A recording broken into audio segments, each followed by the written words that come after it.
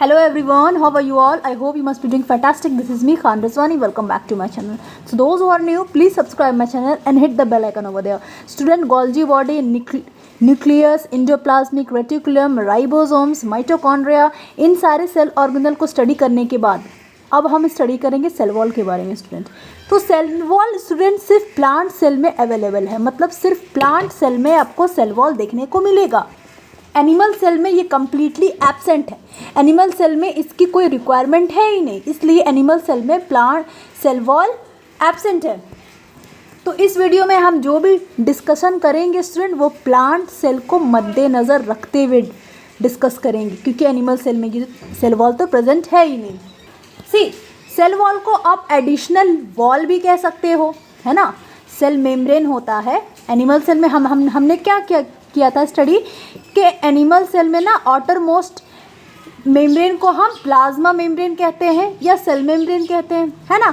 तो प्लांट में भी स्टूडेंट सेल मेम्ब्रेन भी होता है, प्लाज्मा मेम्ब्रेन भी होता है, क्योंकि हम सेल मेम्ब्रेन को ही तो प्लाज्मा मेम्ब्रेन भी कहते हैं। लेकिन प्लांट में एक और मेम्ब्रेन होता है स्टूडेंट, उस सेल मेम्ब्रेन के ऊपर एक और लेयर होती है, हम उसे कहते हैं सेल वॉल। तो इसलिए हम उसे एडिशनल वॉल भी कह सकते हैं, या प्रोटेक्टिव लेयर भी आप कह सकते हो सेल वॉल को, या सपोर्टिव लेयर भी कह सकते हो आप सेल वॉल को। See student, it is outermost non living rigid protective and supported layer of cell found in all plant cell.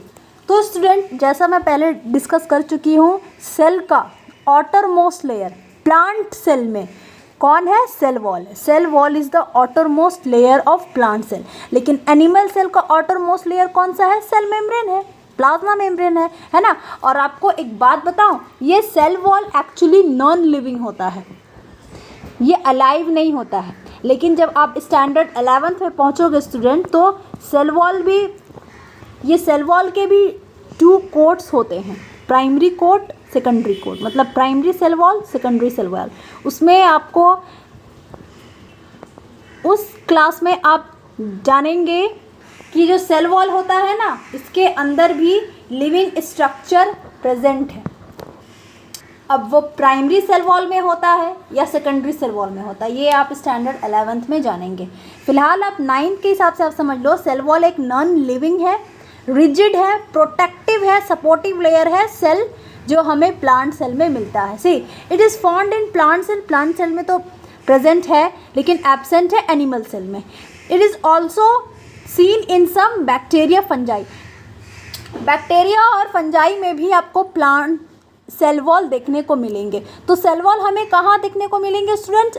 Plant cell में, बैक्टीरिया में, कुछ बैक्टीरिया में जैसे साइनोबैक्टीरिया में, और फंजाई में। एनिमल सेल में प्लांट सेल एकदम बिल्कुल कम्प्लीटली एब्सेंट है। See it was discovered by Robert Hooke. Plant cell किसने डिस्कवर किया था? रॉबर्ट हुक ने। रॉबर्ट हुक से कुछ आपको याद आ रहा है स्टूडेंट? रिकॉल करो, हमने ये स्टडी किया था student, who discovered cell, cell को किसने डिस्कवर किया था? हमने ये स्टडी किया था स्टूडेंट, रॉबर्ट हुक ने सेल को डिस्कवर किया था, राइट। लेकिन एक्चुअली रॉबर्ट हुक ने सेल वॉल को डिस्कवर किया था। जब फर्दर डिस्कवरी होती गई तो लोगों को ये समझ में आया कि रॉबर्ट हुक ने तो लिविंग सेल को डिस्कवर नहीं किया था, उन्होंने लिविंग सेल का पहला खोज नहीं किया था, उन्होंने सेल का किया था, ऑफ कोर्स सेल का किया था, लेकिन उन्होंने डेड सेल का किया था खोज। और कौन से सेल का उन्होंने खोज किया था? सेल वॉल का खोज किया था। ओके, तो रॉबर्ट हुक ने सेल वॉल का खोज किया था student. See cell wall is formed by 2 coats. 2 coats के फॉर्म है सेल वॉल, एक तो प्राइमरी सेल वॉल है और एक सेकेंडरी सेल वॉल है। स्टूडेंट सेल वॉल के अंदर मिडिल लेमेला भी प्रेजेंट है। ये सारी चीज़ें आप 11th में डिस्कस करेंगे अगर आप बायोलॉजी लेते हैं तो। See it lies outside the plasma membrane, ये भी बता चुकी हूँ, ये एडिशनल लेयर है ना। तो प्लाज्मा मेम्ब्रेन के ऑफकोर्स बाहर होगा। See this is the cell, this is the nucleus, this is the cell. तो ये सेल मेम्ब्रेन है, आउटर लेयर प्लाज्मा मेम्ब्रेन। इसके बाहर भी एक लेयर होता है और इस लेयर को हम कहते हैं cell wall. This is the cell wall, this is the plasma membrane and this is the nucleus and this is the cytoplasm. ये सेल वॉल स्टूडेंट सेलुलोज का बना रहता है। पेक्टिन का बना रहता है, लिग्निन का बना रहता है, क्यूटिन का बना रहता है, हेमीसेलुलोज का भी बना रहता है। अब ये सारी चीज़ें क्या है, ये 11th में आप डिस्कस करेंगे, यहाँ पर उतना इम्पॉर्टेंट है नहीं। सी आप देख रहे हो ना, ये प्लांट सेल का स्ट्रक्चर है, इसके अंदर न्यूक्लियस है, इसके अंदर बड़ा सा सेंट्रल वैक्यूल है, ये साइटोप्लाज्म है, ये जो आउटर लेयर है, सॉरी ये जो लेयर है ये सेल मेम्ब्रेन है स्टूडेंट। देखो cell membrane, this black one is cell membrane है ना, ये वाला दिस वन, ओके। और ये जो साइड में है सेल मेम्ब्रेन के बाद ये वाला जो लेयर है ये स्टूडेंट प्राइमरी सेल वॉल है, और ये जो बीच में है इसे हम कहते हैं मिडिल लेमिला, ठीक है। मिडिल लेमिला को कवर करता है हमारा secondary cell wall. Secondary cell wall देख लो, पहले सेल मेम्ब्रेन के बाद प्राइमरी सेल वॉल आ गया आपका, primary cell wall, this is cell membrane, this is primary cell wall, this is middle lamella and this is secondary cell wall, है ना। और एक सेल, प्लांट का एक सेल दूसरे सेल से कनेक्टेड है इस प्लाज्मोडेस्माटा से, इस प्लाज्मोडेस्माटा से, मतलब इनके अंदर जितने भी मटेरियल है उसका ट्रांसपोर्ट दूसरे सेल के थ्रू हो जाए, किसके थ्रू, प्लाज्मोडेस्माटा के थ्रू, जिसमें जो कंटेंट है वो इसके थ्रू ट्रांसपोर्ट हो जाएगा दूसरे सेल में। See while most cell have a outer membrane, have an outer membrane is none is comparable in strength to the plant cell wall। तो जितने भी यूकैरियोटिक सेल वॉल हैं या प्रोकैरियोटिक सेल वॉल हैं स्टूडेंट, उनका जो outer membrane है जिसे हम सेल मेम्ब्रेन कहते हैं या प्लाज्मा मेम्ब्रेन कहते हैं, वो प्लांट सेल की तरह स्ट्रॉन्ग नहीं है, मतलब प्लांट सेल वॉल की तरह स्ट्रॉन्ग नहीं है, उतना रिजिड नहीं है, उतना टफ नहीं है, उतना स्ट्रेंथ प्रोवाइड नहीं कर सकता है सेल को। मतलब आप सोच लो प्लांट सेल वॉल कितना रिजिड होता है, कितना टफ होता है, कितना स्ट्रॉन्ग होता है, कितना स्ट्रेंथ प्रोवाइड करता है सेल को plant cell wall as comparison to the cell membrane या plasma membrane. See on the basis of chemical composition of cell wall there are 3 types of cell wall. Chemical composition के basis पे cell wall को 3 types में divide किया गया है। एक तो बैक्टीरिया सेल वॉल होता है जो कि made up of muramic acid. Second student cell wall of fungi, fungi में भी सेल वॉल प्रेजेंट होते हैं, इनकी सेल वॉल बनती है किटिन से।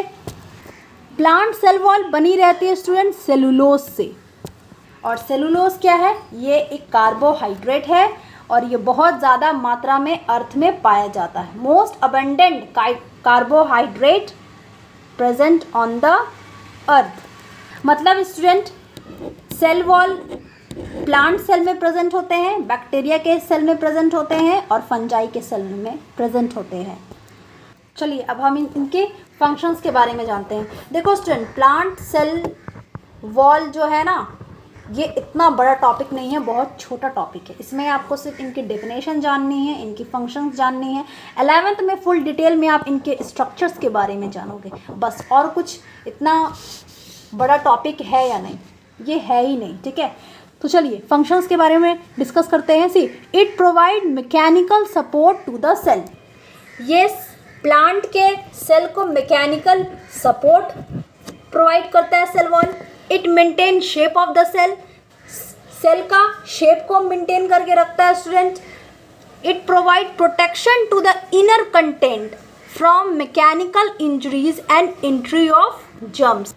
तो सेल वॉल स्टूडेंट इतने टफ होते हैं, इतने रिजिड होते हैं, इतना स्ट्रॉन्ग इनका स्ट्रेंथ होता है कि ये मैकेनिकल इंजरीज से भी सेल को प्रिवेंट करते हैं, बचाते हैं, और जो जर्म्स की एंट्री होती है उनको भी ये इंटर करने नहीं देते हैं। सपोज कर लो अगर प्लांट के पास सिर्फ सेल मेम्ब्रेन होता, जैसे एनिमल्स सेल में प्रेजेंट है, सिर्फ प्लाज्मा मेम्ब्रेन होता, इनके पास कोई सेल वॉल नहीं होता, तो बहुत ईजिली जर्म्स, बैक्टीरिया सब ये बहुत ईजिली सेल के अंदर इंटर कर जाते हैं और उस सेल को इन्फेक्ट कर देते हैं।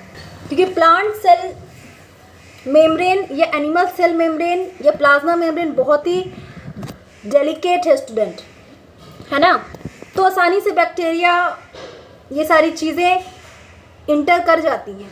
लेकिन प्लांट के पास सेल वॉल है ये बहुत रिजिड है, बहुत टफ है, ये प्रिवेंट करता है बैक्टीरिया जर्म्स को, फॉरेन एजेंट को इंटर करने के लिए. So that's why it give protection and avoid entry of germs. See, cell wall made up of cutin which prevent evaporation of water. मैं पहले भी डिस्कस कर चुकी हूँ, सेल वॉल क्यूटीन का भी बना रहता है जो कि प्लांट सेल में जो इवोपरेशन पानी का ना हो उसको हेल्प करता है. क्योंकि student we human can walk, है ना, यूकैरियोटिक एनिमल्स में ह्यूमंस होते हैं या एनिमल्स होते हैं, हम लोग वॉक कर सकते हैं, हम लोग चल के पानी पी सकते हैं, लेकिन प्लांट खुद पानी पी नहीं सकता है, इसलिए वो सेल के अंदर वैक्यूल में अपने वाटर को स्टोर करता है ना. तो सेल के अंदर स्टूडेंट पानी इवेपोरेट ना हो जाए, ज़्यादा धूप पड़ने से, ज़्यादा सनलाइट पड़ने से पानी इवेपोरेट ना हो जाए, इसको प्रिवेंट करता है सेल वॉल. सी, सेल वॉल रिजिडिटी भी प्रोवाइड करता है प्लांट को. It also help in transportation of material. देखो ये सेल वॉल, एक सेल वॉल दूसरे सेल वॉल से कनेक्टेड है थ्रू प्लाज्मोडेस्माटा, है ना. तो यही प्लाज्मोडेस्माटा स्टूडेंट ट्रांसपोर्ट करता है वन सेल का मटेरियल दूसरे अनदर सेल में. तो अगर क्वेश्चन आए सेल वॉल के अंदर ऐसा कौन सा पार्ट है जो मटेरियल का ट्रांसपोर्टेशन करता है, तो आंसर होना चाहिए plasmodesmata. But as a whole हम कह सकते हैं cell wall help in transportation of material. Student इस टॉपिक में कोई बहुत लेंदी टॉपिक है नहीं, मैं बार बार रिपीट करूँगी, बहुत शॉर्ट है, बस इतना ही आपको पढ़ना है क्लास 9th में. अगर आप 11th में बायोलॉजी लेते हो तो इसमें थोड़ा बहुत बस स्ट्रक्चर में डेप्थ है ना. Primary cell wall, secondary cell wall के डिफरेंसेस, ये सब आपको उस क्लास में पढ़ने होंगे. So thank you for watching. God bless you all. I hope you like the video. Please share my video.